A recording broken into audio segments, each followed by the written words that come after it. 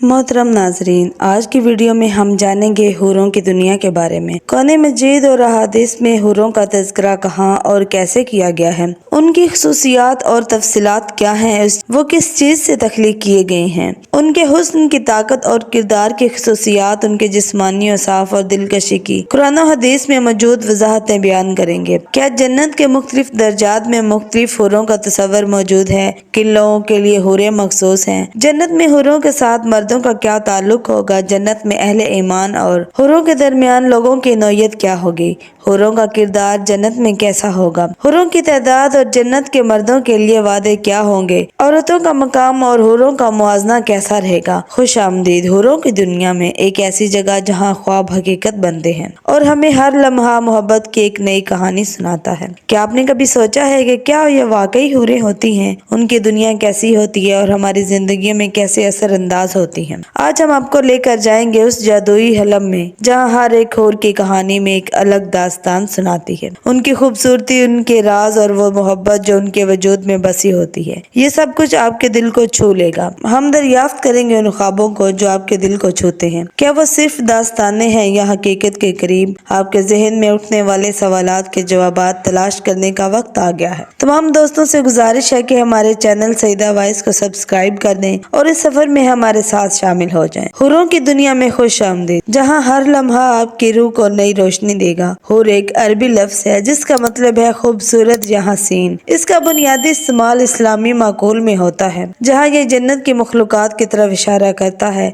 जो अल्लाह की रजा को अता की जाएंगी।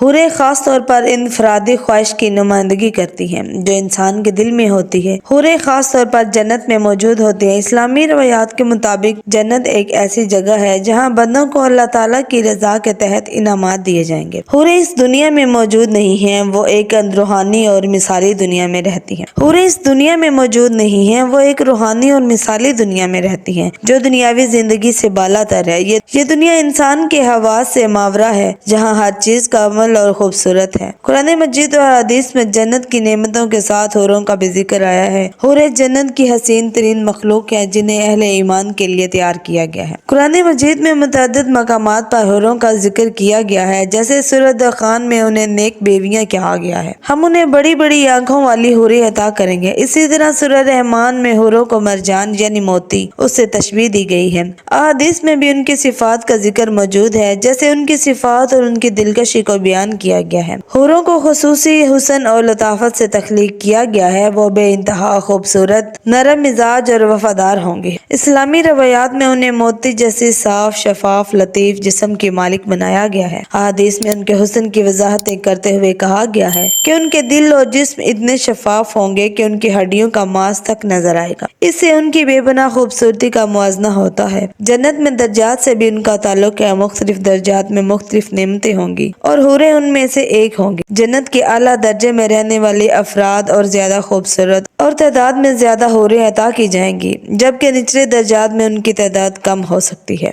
उसका ताल्लुक ईमान यानी नेकियों से होगा। हूरों और अहले ईमान के दरमियान एक खास किस्म का रूहानी जिस्मानी ताल्लुक होगा। जन्नत में इंसान की तमाम तार ख्वाहिशात पूरी होंगी। हूरों का हिसाब उनकी नेमतों में शामिल होगा। हूरें अपने जन्नती साथियों के साथ वफादार होंगी और उनकी खिदमत करेंगी, जो कि उनके इनामात का हिस्सा होगा। रवायात में कहा गया है कि जन्नत में हर मर्द को कम से कम 2 हूरें अता होंगी, लेकिन बाज़ रवायात में उनकी तादाद बहुत ज्यादा बताई गई है। जन्नती मर्दों के लिए ये वादा किया गया है कि हूरें उनके लिए मखसूस होंगी और उनसे वफादार होंगी। इस्लाम में जन्नती औरतों को हूरों से ज्यादा आला मकाम अता किया गया है। हूरें जन्नत की मखलूक है, जबकि जन्नती औरतें वो हैं जो दुनिया में नेक अमाल अंजाम देकर जन्नत में दाखिल होंगी। एक हदीस में बताया गया है कि दुनिया की नेक औरतें जन्नत में हूरों से ज्यादा हसीन होंगी, क्योंकि उनका अमाल का सिला उनके हुस्न में जाहिर होगा। अगरचे हूरों का ज़ाहिरी हुस्न बेमिसाल होगा, लेकिन उनका रूहानी मकाम भी जन्नत की जिंदगी का एक अहम पहलू है।